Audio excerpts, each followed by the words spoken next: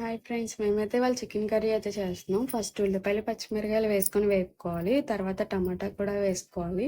తర్వాత మగ్గిన తర్వాత చికెన్ వేసుకొని వేపుకున్న తర్వాత అల్లం వెల్లిపాయ పేస్ట్ కూడా వేసుకోవాలి. నెక్స్ట్ అయితే సాల్ట్ కూడా వేసుకోవాలి. మేమైతే సైలాస్ కిచెన్ నుంచి అయితే కొన్ని ప్రోడక్ట్స్ అయితే తీసుకున్నాం. మేమైతే అవి అయితే యూజ్ చేస్తున్నాం. ఫస్ట్ కారం, పసుపు, గరం మసాలా కూడా వేసుకొని బాగా కలుపుకోవాలి. నెక్స్ట్ అయితే కొన్ని వాటర్ వేసుకొని కలుపుకొని చికెన్ మసాలా, కొత్తిమీర వేసుకొని కాసేపు ఉడికించుకొని అయితే పక్కన పెట్టేసుకోవాలి. ఇంకా అలా వేడి వేడి అన్నంలో నా కర్రీ అయితే వేసుకొని తిన్నాను. నాకైతే టేస్ట్ అయితే చాలా బాగుంది. నా కర్రీస్ ఇంత టేస్ట్ గా ఉండడం కారణం హోమ్ మేడ్ మసాలాలు.